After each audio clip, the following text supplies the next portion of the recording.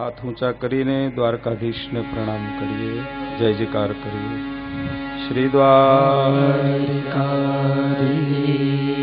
की जय। कथाना बीजा दिवसे आरंभ में स्थापित देवताओं, पितृगण देवताओं, भगवान द्वारकाधीश,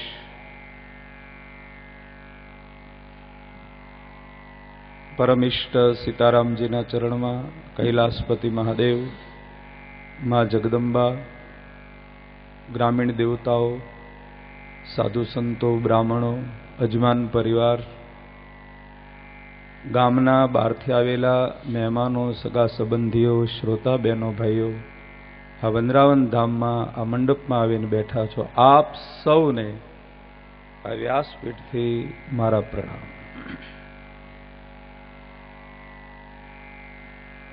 આજની કથા એક મંત્રથી શરૂઆત કરું। ન નિત્યમ લભતે સુખમ ન નિત્યમ લભતે દુઃખમ। માણસના જીવનમાં કાયમ સુખ હોય એવું પણ નથી, માણસના જીવનમાં કાયમ દુઃખ હોય એવું પણ નથી। જેમ દિવસ રાત સમય પ્રમાણે બધું બદલ્યા જ કરે છે, पुण्य ने पाप, सुख ने दुख, जन्म ने मरण आ सृष्टिनो नियम छे। सूर्य उदय थाय छे, पाछो अस्त थाय छे। विज्ञान सम्मत होय के न होय, पण जे सृष्टि में क्रांतिओ घटनाओ घटे छे ए प्रमाणे जगत आखुं चाले छे। आओ जरा गई कालना प्रसंगों ने याद करूं। परम भागवतम आ भागवत ग्रंथ छे, आ पुस्तक नथी, आ मस्तक छे। धर्मशास्त्रो अपना गुरुजनों ने अपना संतो जे काई बोले छे ए अपना जीवन माटे सार्थक करवू एम सूतजी पण बोल्या छे। आज बीजा दिवसना गई काले मंगलाचरण कर्યું, આપણે भागवत भगवान पधराव्या, थोड़ू भागवतનું महात्म्य थयुं। पहला 5 अध्यायમાં परिचय थयो। मैं गई काले भी थोड़ी चर्चा पण करी कि घणा जन्मનું पुण्य ભેગું થાય છે ત્યારે આ માનવ શરીર મળે છે। માનવ શરીરનું પુણ્ય ભેગું થાય ત્યારે કોઈ સંત મળે છે અને કોઈ સંતની કૃપા થાય છે ત્યારે આવી રૂડી ભગવત કથાઓ પ્રાપ્ત થાય છે। वडीलो, मित्रों, भाई बहनों, मारे एटलू कहवू छे, कोई देवदर्शन, कोई मंदिर, कोई तीर्थयात्रा, कोई संत साधुनी सेवा के कोई सत्संग, भजन के कथा आवू आपणे लाभ मळे त्यारे समजवानुं आपणो भाग्य उदय थयो छे अने अनंत ईश्वरनी कृपाओ थाय छे त्यारे सहज प्राप्त थाय छे। तमने माताओ, बहनों, वडीलो, मित्रों, तमने एम थाय कि कथाना मंडप में जवू छे, आवो सहज भाव थाय अने घरेथी पोताना काममांथी परवार्या पछी मंडप सुधी जवानी इच्छा थाय, देवदर्शने मंदिरे जवानी इच्छा थाय, कोई संत साधु, गुरुजन, ब्राह्मण, अरे माता पितानी, वडीलनी, कोई दुखी व्यक्तिनी सेवा करवानी इच्छा, आ बधु अनंतनी इच्छाओ थाय छे त्यारे आपणामां एनो प्रादुर्भाव थाय छे, ई भाव जागे छे। आपणा वडीलो अने कथाकारो तो एम कहेता कि तमे तमारा घरेथी आ मंडप सुधी आववा माटे पगला उठाओ अने एक एक पगले तमारुं पाप बळी जाय अने पुण्यनी प्राप्ति थाय। जो कथाना मंडप सुधी कथा सांभळवा आवता हो तो પછી એમ થાય કે મિત્રને મળતા આવશું, પડોશીને મળતા આવશું, બેનપણીને મળતા આવશું, શું નામ કહું, નરેશભાઈ કહું કે પછી ભાઈ કહું કે વડીલો કહું કે મિત્રો એણે કેવો મંડપ બાંધ્યો છે ને કેવું આયોજન કર્યું છે ને માઇક ક્યાંનું છે ને મહારાજ કોણ છે ને સંગીતમાં કથા થાય છે ને જોક કેવી આવે છે ને ભજન કેવા ગવાય છે ને આ બધું જોવા જ જઈએ તો ફળ ન મળે। ખાલી સમય પસાર કરવા જતા હોઈએ તો પૂજા, હા કથામાં જ જતા હોઈએ તો.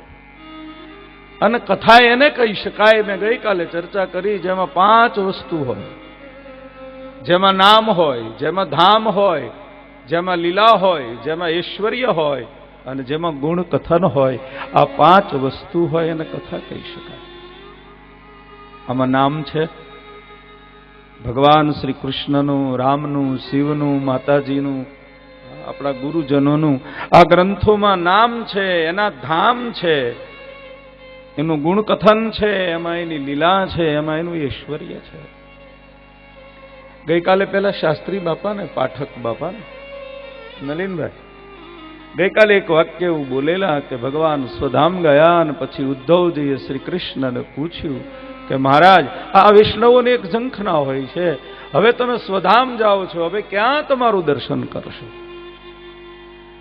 હું આજનું મહાત્મય કહું, જ્યારે જ્યારે કથા શરૂ થાય ત્યારે 2 મિનિટ આવું મહાત્મય ચાલે, કાયમ ધ્યાન દેજો. 2 જ પ્રસંગો એવા હોય છે, એનાથી આખી 3 કલાકની કથા ચાલતી હોય. એક આરંભ, ભગવાન શ્રી કૃષ્ણને પૂછ્યું ઉદ્ધવે કે ક્યાં આપનું દર્શન કરશું? ભગવાને અમુક સ્થળો બતાવ્યા, ગાય માતામાં, સત્સંગ ભજનમાં, વૃક્ષોમાં, જે આપણે પૂજનીય, આમ તો વૃક્ષ ઉપનિષદ છે, પીપળો, તુલસી, આંબો, આંબો એ ઇન્દ્ર છે, આંકડો એ ગણપતિ છે, આંબલી છે એ લક્ષ્મી છે, વડલોય છે એ ભગવાન ભોળોનાથ મહાદેવ છે. આ બધા વૃક્ષો છે એ આપણે ત્યાં ભગવાનની દેન છે. મંદિરમાં, તીર્થમાં, દેવ નદીમાં, કોઈ સંત સાધુમાં, ગુરુજનમાં, માતા પિતામાં, ભગવાન કહે મારા ધર્મ ગ્રંથમાં, રામાયણ, ગીતા, આ ભાગવત, ભગવાન કહે મારો એમાં અંશ 16 કળાવ્યો. એટલે તો આપણે ભાગવત ભગવાનને સ્પર્શ કરીએ છીએ, રામાયણને સ્પર્શ કરીએ છીએ, ગીતાને ચાંદલો કરીએ છીએ. સાંભળો, ખુલાસો કહું, રામાયણ, ગીતા અને ભાગવત આ ધર્મ ગ્રંથને ખાલી આમ અડવાથી, સ્પર્શ માત્રથી, સુનના મેરે મિત્ર, આપણા ધર્મગ્રંથો ખાલી રામાયણ, ગીતા અને ભાગવત આ ધર્મ ગ્રંથને અડવાથી આ જન્મના પાપ બળી જાય, એને માથે પધરાવાથી ગયા જન્મના પાપ બળી જાય, અને એને ઘરે પધરાવીને એનું પૂજન કરવાથી, એની આરાધના કરવાથી 7 પેઢીના પિત્રોનું તર્પણ થઈ જાય. આ ધર્મગ્રંથની દેન છે. આ પુસ્તક નથી, આ ધર્મગ્રંથ છે. ખાલી તમે એક પત્તાનો સ્પર્શ, અરે એક શ્લોક, એક ચોપાઈ, એક મંત્ર, ખાલી એનું ગાન થઈ જાય. નલિન બાપા બોલ્યા, મને બહુ સરસ ગમતું હતું કે આજકાલના યુવાન ભાઈ બહેનો પોતાના સંતાનો સંસ્કાર ક્યાં આપે છે? છોકરું ઇંગ્લિશ બોલે, રાજી થવું જોઈએ. વર્તમાન કાળમાં ઇંગ્લિશની નિંદા નથી, મારે તમારે કદાચ ભાષાની જરૂર પડે, પણ એ નાનો એવું કાલી ઘેલી ભાષામાં છોકરું એ મમ્મીને મધર કહેતું હોય, ને બાપાને ફાધર કહેતું હોય, સિસ્ટરને દીદી કહેતું હોય તો એ ગમે, એ આપણને ગમે. પણ છોકરાઓને ક્યાં સંસ્કૃત આવે? વિદેશમાં પરિસ્થિતિ એવી બગડી છે, હા, હિન્દુસ્તાનના છોકરાઓને હિન્દી નહીં, પોતાની જન્મ ભાષા આવડતી નથી. આપણી ભારતની દેન છે. સંસ્કાર જોઈતા હોય તો હિન્દુસ્તાનમાં જન્મવું પડે છે. આ દેશની ખુમારી છે. આ દેશ અખંડ દેશ, આ વીર ભૂમિનો દેશ, આ સંત અને શાસ્ત્રનો દેશ. આ આપણે ઝાડવાઓને પથ્થરની પૂજા કરનારા માણસો.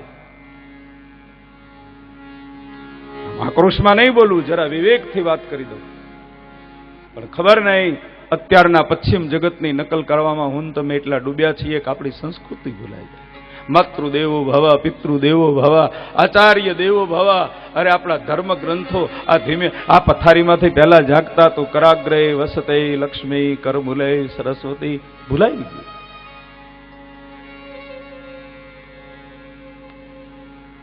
સવારમાં જાગે ત્યારે પોતાનો હાથ જોવે, હાથમાં આપણું પ્રારબ્ધ છે, આપણી લક્ષ્મી છે, આપણા ઈષ્ટદેવ છે. મને કોઈ હમણાં એક છોકરો કહેતો હતો કે હવે તો કર દર્શન ક્યાં થયું, હવે તો કપ દર્શન.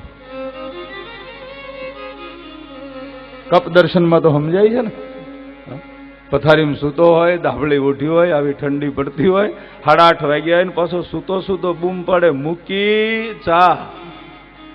તું પેલા ઉભો થા, બ્રશ કર, બાથરૂમ જઈ આવ, પછી પૂછ. કર દર્શન. ભૂલાઈ ગયું. પથારીમાંથી તો નીચે પગ મૂકતા તો સમુદ્ર વસને દેવી પરવસ્તન મંડલે. ભૂલાઈ ગયું. માત પિતાને ક્યાં કોઈ પગે લાગે છે સવારમાં? હા, નવું વર્ષ આવે, કાઠિયાવાડી ભાષામાં કહો આમ પગે ઠોહો મારી આવું, પગે ન લાગે. ક્યાં કોઈ મા બાપને પગે લાગે છે? આજ ઘરે ઘરે સંસારમાં મા બાપ દુખી છે. અમારે એટલા માટે કહેવું પડ્યું છે, કથાનો બીજો દિવસ છે, બીજા દિવસના આરંભમાં મહાત્મ્યથી શરૂઆત આવું કરું છું. આપણા ધર્મગ્રંથો સંસ્કૃત, યાને સંસ્કૃતિ આપશે. જો ભાઈ, રામાયણ છે ને એ માં છે, ભાગવત છે એ બાપ છે. માં કરુણાનો અવતાર હોય છે, બાપ થોડો આક્રોશ હોય છે. ભાગવતજી સમજવામાં તકલીફ પડશે. સારા સારા હોશિયાર બુદ્ધિશાળી વર્ગ, હા, હાઈ નોલેજ સુધી પહોંચનારા માણસો, અરે ડીપમાં જનારા માણસો ભાગવતની પરિભાષાને સમજી શકતા નથી. જ્ઞાની અને વિદ્વાન માણસોની પરીક્ષા છે. માં મને તમને ચાલતા શીખવાડે, બોલતા શીખવાડે, ખાતાય શીખવાડે, તો બાપ થોડી સભ્યતા શીખવાડે. રામાયણ એ જીવન ગાઈડ છે અને ભાગવત છે એ જીવનમાં મરવાની અનુભૂતિ કરાવતો ગ્રંથ છે. તમારા ગામ બાજુ આવતો હતો ને, રસ્તામાં ઘણા ગામ આવે ને, અમારા આવતા 10 કલાક થઈ, ઠેઠ દરિયા કાંઠેથી અહીંયા આવી ત્યાં સુધી. એમાં એક સરસ ગામ આવ્યું, ચાલો ને કયું કહું, લીમખેડા જ કહું. હાજ પડી ગઈ હતી મહારાજ, દિવસ આથમી ગયા હતા, સૂરજનારાયણ ઘરે પહોંચી ગયા હતા. અને એમાં લીમખેડામાં રોડ ઉપર એક સરસ આમ બોર્ડ વાંચ્યું, અને એક બોર્ડમાં કંઈક ચીજ વસ્તુની જાહેરાત હતી, ને એમાં વાક્ય લખ્યું હતું, એ ચીજ બડી હે બેસ્ટ. એ સરસ વાક્ય હતું. કોઈ ચીજની જાહેરાત હતી કે ચીજ બડી હે બેસ્ટ. મને એમ થયું કે આ તો મારે કથામાં બોલવા જેવું છે. મેં પછી વિચાર કર્યો કે ચીજ બડી હે બેસ્ટ, કરો ટેસ્ટ, સમય ના જાય વેસ્ટ, ઓર મળે રેસ્ટ. ઈ રામાયણ, ઈ ભાગવત, ઈ ગીતા, આ ચીજ બડી છે બેસ્ટ, એને કરો ટેસ્ટ, એનો અનુભવ તો કરો, જીવનમાં મળે રેસ્ટ. સમય ન જાય વેસ્ટ, ખોટો સમય નહીં બગડે. તો ગઈકાલના પ્રસંગથી જરા શરૂઆત કરું. મંગલાચરણ થયું. પુરુષોત્તમ બાપા, મૂળજી બાપાનો પટેલ પરિવાર, દિનેશભાઈથી લઈને ચંદ્રકાંતભાઈ લઈ અને બધા ભાઈઓના કેટલા વાર નામ બોલું, પણ આ એક સદવિચાર આ પરિવારને આવ્યો, એનું સત્કાર્ય છે. આપ સૌ મિત્રો, સગા સંબંધીઓ, ગામજનો અને આવેલા મહેમાન અતિથિ, આપ સૌનું એ પરિવાર દ્વારા હું સ્વાગત કરું છું. ગઈકાલે ભાગવત ભગવાન પધરાયા, પિતૃઓનું સ્થાપન થયું, થોડું મંગલાચરણ પણ કર્યું આપણે, અને આજે કથાના બીજા દિવસમાં મૂળ કથાનો આરંભ થઈ રહ્યો છે. ત્યારે 5 અધ્યાય ભગવાન શ્રી કૃષ્ણના ચરણમાં પધરાયા છે. અને આજના મંગલાચરણની શરૂઆત કરું. મેં એક મંત્રને ફરીવાર ગાઉં. સચ્ચિદાનંદ રૂપાય વિશ્વોત્પત્યાદિ હેતવે તાપત્રય વિનાશાય શ્રી કૃષ્ણાય વયમ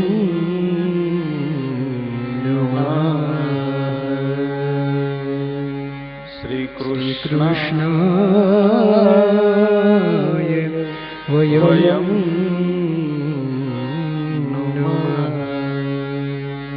સત ચિત અને આનંદ દેનાર હે પરમાત્મા, આપના ચરણમાં પ્રણામ છે.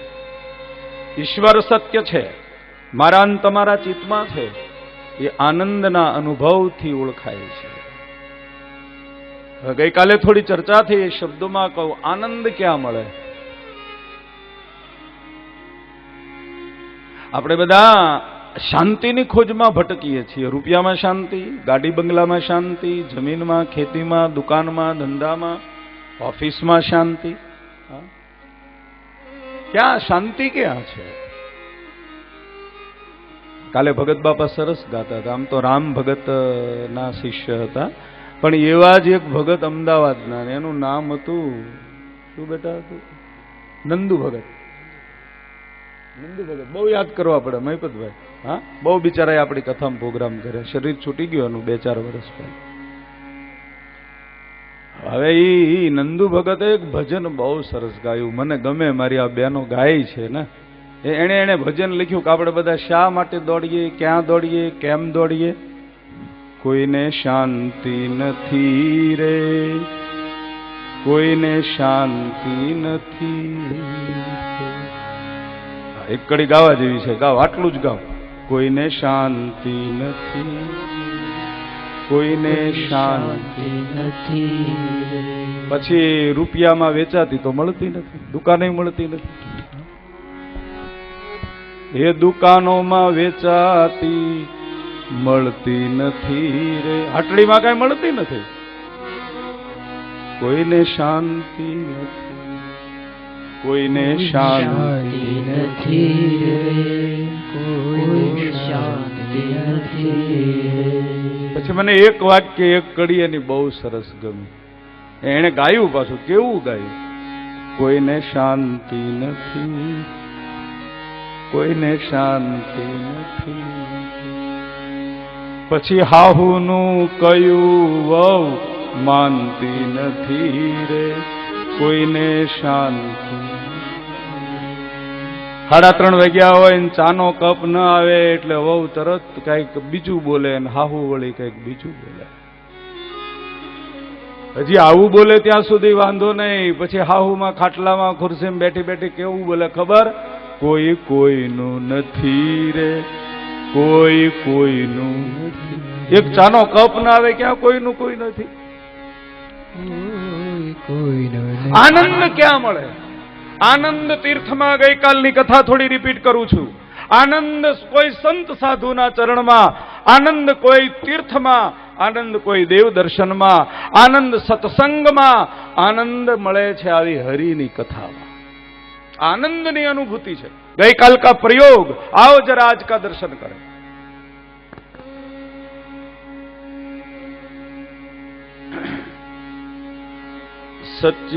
सच्चिदानंद रूपाय विश्वोत्पत्त्यादि हेतवे तापत्रय विनाशाय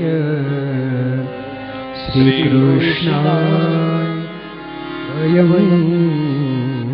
नमः. આ ત્રણનો અર્થ કરો. આ દુનિયા આખો આમાં ગઈકાલે કોણ ચર્ચા કરતું હતું? આપણે કોઈ સાથે ચર્ચા થતી હતી. 3ની બાઉન્ડ્રી છે.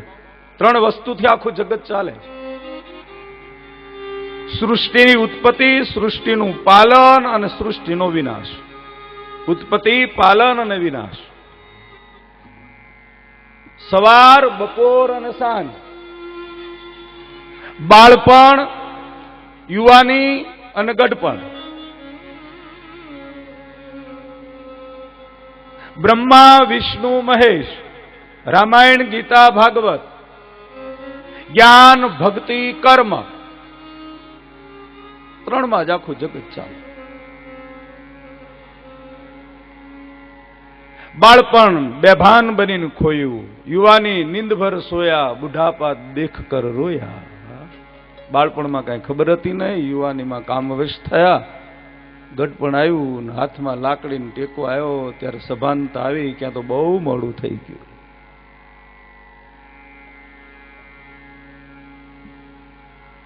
બધું સમજાય છે, મરણ પથારી આવે છે, બધું યાદ આવે ત્યારે બહુ મોડું થઈ જાય.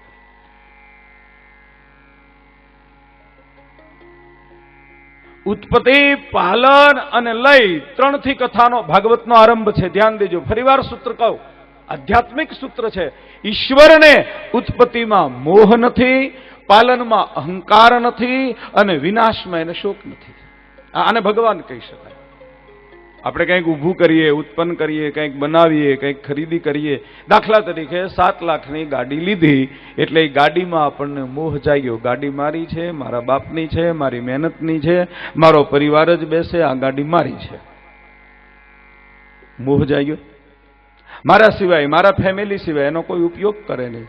હું જ ચલાવું, મારો ડ્રાઈવર જ ચલાવે. મેં પણ અહંકાર આવ્યો, મારું છે. પેલા મોહ થયો, પછી એમાં ઉત્પત્તિમાં અહંકાર જાગ્યો અને એ જ ગાડીનો અકસ્માત થાય, એક્સિડન્ટ થાય તો મને તમને શોક થાય. ભગવાન માટે ઉત્પત્તિમાં મોહ નથી, પાલનમાં અહંકાર નથી અને વિનાશમાં શોક નથી. આપણા માટે જીવ અને શિવમાં આટલો જ તફાવત. આ સંસાર, હું તમે બધા જીવ છીએ, ઈશ્વરનો જ અંશ છીએ, એમાંથી જ ઉત્પન્ન થયા છીએ. રામાયણમાં પ્રમાણ છે, ઈશ્વર અંશ જીવ અવિનાશી. આપણે બધા ભગવાનમાંથી જ ઉભા થયા છીએ, પાછા ભગવાનમાં ભળી જઈએ છીએ. આ 5 તત્વ ભેગું થાય છે. આકાશ, વાયુ, અગ્નિ, પૃથ્વી, આ બધું ભેગું થાય ત્યારે આ શરીરનું પિંડ બંધાય અને પાછું તત્વ જુદું પડી જાય, હોય એમાં પાછું ભળી જાય. આમ તમને સમજાય. એટલા માટે કબીર સાહેબે કહ્યું છે કે દરિયામાંથી પાણી આકાશમાં જાય, એ વરાળ બને, વળી પાછો વરસાદ થાય, એ વળી પાણી પૃથ્વી ઉપર પડે, એ નદી ભરાય, નદી પાછી દરિયામાં ભળે. હા, દરિયામાંથી આકાશમાં, આકાશમાંથી પૃથ્વી ઉપર અને પૃથ્વીમાંથી પાછું દરિયામાં. જગત રૂપાંતર થયા કરે છે. આ ચાલ્યા જ કરે. અમારા કવિ કાગની ભાષા, આભના થાંભલા રોજ ઉભા રહે, વાયુનો વીજણો રોજ માલે, ઉદયને અસ્તના દોરડાની તુતરે, નટરાજ બની રવિરાજ માલે. આ ભાગતી ભાગતી પડી જતી રાતનો સૂર્યને હાથ આવે. આ તો કર્મવાદી બધા કર્મ કરતા રહે, એ જ ને ઊંઘવું કેમ આવે. આ સૃષ્ટિનો ક્રમ છે. આ ચાલ્યા જ કરે બધું. સવાર પડે ને પથારીમાંથી જાગો, વળી બ્રેકફાસ્ટ કરો, વળી થોડાક આમ વ્યવસ્થિત થાવ, કપડાં બદલાવો, ઓફિસે જાઓ, વળી બપોર થાય ટિફિન ખાઈ લો, નોકરી કરીને ઘરે પાછા આવો, થોડું ઘણું વાળું પાણી કરી લો, પથારીમાં લાંબા થાવ, ઊંઘી જાઓ, સવાર પડે વળી જાઓ. આ ચાલ્યા જ કરે. એની દેન છે. એટલે હા, આજકાલ ભણેલા મિત્રો પૂછે છે, પહેલા ચમત્કાર થતા, હવે અત્યારે ક્યાં ચમત્કાર? અરે એક મિનિટે ચમત્કાર. સવારમાં ભગવાન ઊંઘમાંથી જગાડે, મોટામાં મોટો ચમત્કાર. નહીતર મિત્રો વડીલો ખાલી વિચાર કરો, સાંજે પથારીમાં સૂઈ ગયા, સવારે જાગીએ જ નહીં તો. હા, આંખે દેખાય છે, મોટામાં મોટો ચમત્કાર. કાને સંભળાય છે, મોટામાં મોટો ચમત્કાર. શરીરમાં લોહી નસોમાં ચાલે છે, વેન તમારી ચાલે છે, હૃદયના ધબકારા ચાલે છે, મોટામાં મોટો ચમત્કાર. અરે કાયમ ખાઈએ છીએ અને હજમ થઈ જાય છે, મોટામાં મોટો ચમત્કાર. નવા જન્મ થાય છે, મોટામાં મોટો ચમત્કાર. આ બધું બંધ થઈ જાય તો વિચાર કરો. ખેતરમાં બીજ વાવો ને પ્રકૃતિ ઉગાડે જ, ઉગે જ, એને ઉગવું જ પડે.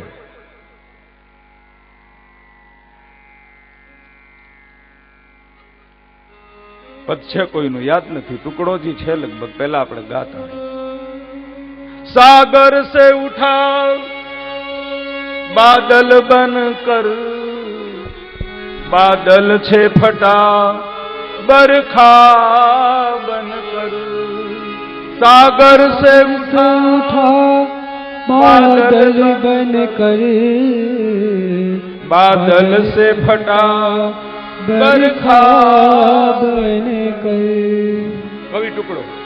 सागर से उठा बादल बनकर, बादल से फटा बरखा बनकर.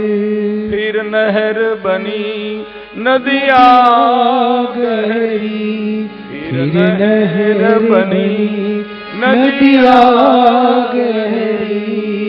तेरे भिन्न प्रकार तू एक ही है, तेरे भिन्न प्रकार तू एक ही है. हे हरि, तारा अंश जुदा जुदा पण तू एक छो. हर देश में तू, हर वेश में तू, हर देश में तू, हर वेश में तू. तेरे भिन्न प्रकार तू एक ही है तेरे भिन्न प्रकार तू एक ही है કોઈ પાણી બોલે છે, કોઈ જળ બોલે છે, કોઈ વોટર બોલે છે, પણ છે તો એક જ. कोई कहता है पानी, कोई कहता है जल, कोई कहता है वोटर. આમ સમજાય એટલા માટે મારે કહેવું છે, આ પરમાત્માનો અંશ છે, આ ઈશ્વર છે. હવે ઈશ્વરને આમ સાકાર બનવું શા માટે પડે, એને પૃથ્વીમાં આવવું કેમ પડે, શા માટે એ ભગવાન આવે? મારા ને તમારા માટે આવે, સૃષ્ટિ માટે આવે, દુનિયા માટે. એનો બનાવેલો અંશ છે, એના અંશ માટે આવે, અંશી માટે આવે. હા, આ દેશના ધર્મ માટે આવે, આ દેશના સાધુ બ્રાહ્મણ માટે આવે, આ દેશના નારી જગત માટે આવે, આ દેશના તીર્થ માટે આવે, આ દેશના બ્રાહ્મણો માટે આવે, આ દેશના યજ્ઞ માટે આવે, આ દેશની ગાયો માટે આવે, આ દેશના શાસ્ત્ર અને ધર્મ માટે આવે, આ દેશની ભૂમિ માટે આવે. યદા યદા હિ ધર્મસ્ય ગ્લાનિર્ભવતિ ભારત. ભગવાન કૃષ્ણનું સૂત્ર છે. અને જેવી જેની માંગ થાય છે એવા ઈશ્વર આવે. આ ઉત્પત્તિની કથા આવે છે ભાગવતમાં. ભાગવતના પ્રારંભમાં પહેલા પરિબ્રહ્મ અવતરણ કેશવ શસ્ત્ર નામાવલીનો મંત્ર યાદ કરાવો. ભાગવતમાં નથી, ધ્યાન દેજો. હા, મુझे યાદ ભી નહીં. પરમ ભાગવતમ કેશવ પરિબ્રહ્મ અવતરણ. આપણા કૃષ્ણશંકર બાપા કહેતા, સોલા વિદ્યાપીઠ ભાગવતાચાર્ય પરંપરામાં એમ કહેતા, એ પરિબ્રહ્મ પરમાત્મા એવો છે, એ સૃષ્ટિમાં આપણે ત્યાં સમજાયો દાખલો, પેલો કુભાર માટલા બનાવવાનું કામ કરે ને, એ માટીનો પિંડ તૈયાર કરે, પછી એના મનમાં ફાવે એવું રૂપ ઘડી નાખે. ક્યારેક માટલું બનાવે, ક્યારેક કુડિયું બનાવે, ક્યારેક ગરબો બનાવી નાખે, ક્યારેક વળી કંઈક બીજું રમકડું બનાવી નાખે. આ પરમાત્માની દેન છે. ક્યારેક એવું રમકડું બનાવે, હાથી જેવું બનાવી નાખે, ક્યારેક વળી ચકલી જેવું પક્ષી બનાવી નાખે, ક્યારેક મોર પોપટ બનાવી નાખે, ક્યારેક આ બે પગવાળો બનાવી નાખે. એની ઈચ્છા થાય એવું બની જાય. તેરે ભિન્ન પ્રકાર. પણ કવિએ છેલ્લે લખ્યું બહુ સરસ, ટુકડા કહે ઓર ન દિખા. મને બીજું કઈ દેખાણું જ નહીં. મેં ઓર તું બસ એ કહી. અને ઈશ્વર અને આપણો કવિ કાગ એને જોડી દેવા. રામની અજબ રચના રે એનો પાર મનુષ્ય કેમ પાવે. રામની અજબ રચના રે એનો પાર મનુષ્ય કેમ પાવે. એ પાર મનુષ્ય નહીં પાવે, ભલે વિમાન ઊંચા ઉડાવે. રામની અજબ રચના રે નો પાર મનુષ્ય કેમ પાવે. હા, માણસ કેમ એને પહોંચી શકે, કેમ સમજી શકે? આમ બુદ્ધિથી તર્ક વિચાર કરો. ભગવાને નાનામાં નાનું પ્રાણી આપણને દેખાય એવું આપણે એને વિચાર કરીએ. ભગવાને કીડી બનાવી, નાની એવી ચીટી. એ કીડી બનાવી તો એ ભગવાન પાસે આમ શીણી ને હથોડી કેવા હશે, વિચાર તો કરો. એના હથિયાર કેવા હશે. એ કીડી બનાવી, કીડીનું પાછું નાક બનાવ્યું, એના કાન બનાવ્યા, એની આંખ બનાવી, એનું પેટ બનાવ્યું, પેટમાં આંતરડા કેવા હશે. એનું નાક કેટલું સરસ, ગમે ત્યાં ખાંડની બોરી ભરી હોય ને સુગંધ આવે. અમારે એક ભગત તો એવું સાહિત્યમાં ગાય છે કે ભગવાન કઈ બેરો નથી. કીડીના પગમાં બહેનો જેમ પાયલ પહેરે છે, ઝાંઝર પહેરાવો, અને કીડી ચાલે ને એના પગનું નિપુર વાગે, એ ભગવાન સાંભળે. ભગવાન કઈ બેરો છે કે આપણે મંદિરમાં જઈને ઘંટ વગાડવા પડે, શંખ વગાડવા પડે?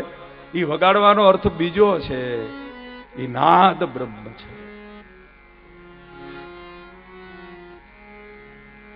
તો હું ફરીવાર ચર્ચા કરું. ભાગવતના આરંભમાં પરિબ્રહ્મ કેશવ, એને ઉત્પત્તિમાં મોહ નથી, પાલનમાં અહંકાર નથી, એને વિનાશમાં કોઈ શોક નથી. આવા પરિબ્રહ્મ પરમાત્મા આપણને અનુભવ થાય, એનો સાક્ષાત્કાર થાય. ઘણા લોકો પૂછે ઈ ભગવાન મળે કેમ ન મળે? જરૂર મળે.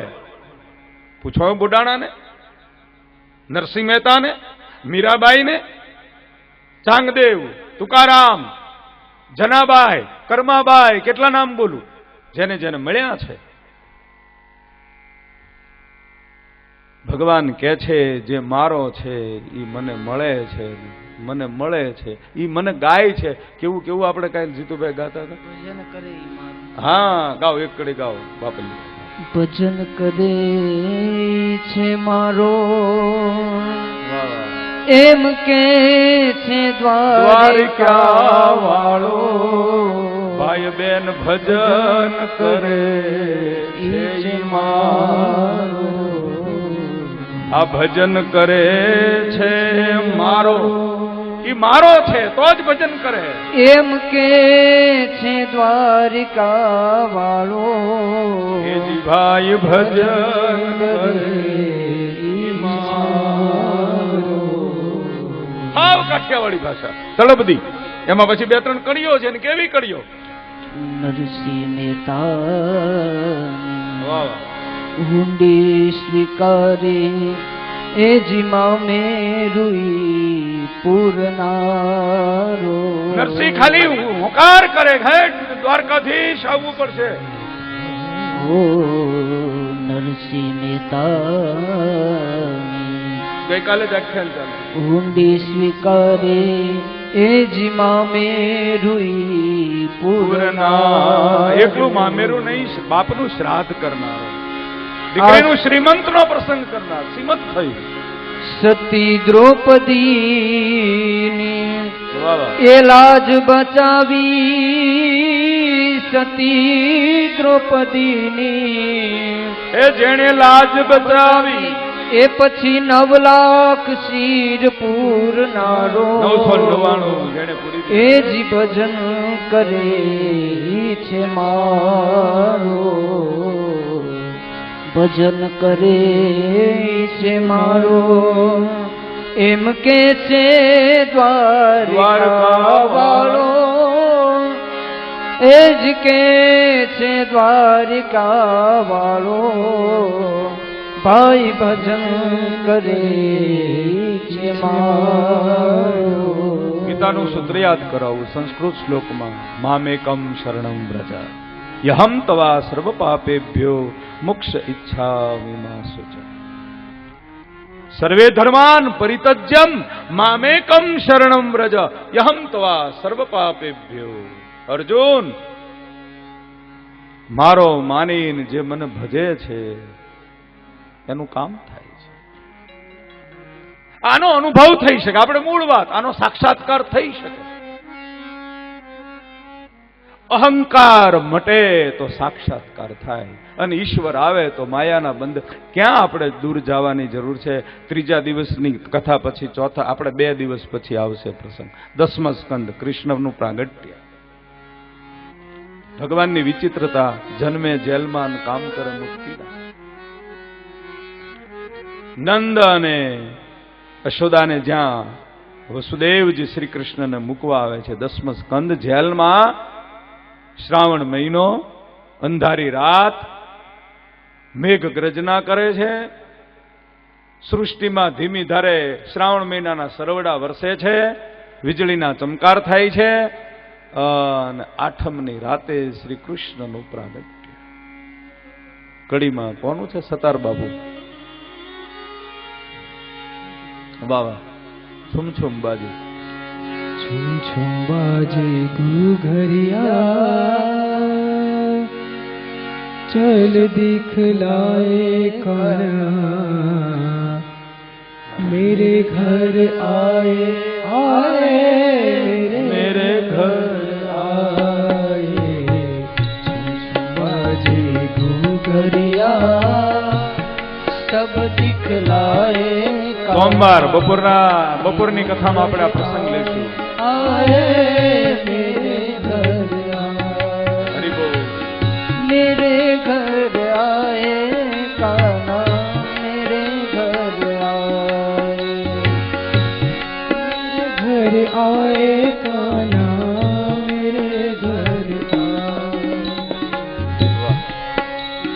श्रावण वद आठम की रैन सुहामणी सुहामणी हो श्रावण वद आठम की रैन सुहामणी सुहामणी हो श्रावण वद आठम की रैन सुहामणी આ દેશમાં શ્રાવણ મહિનાની આઠમ चैत्र महीनाની रामनवमी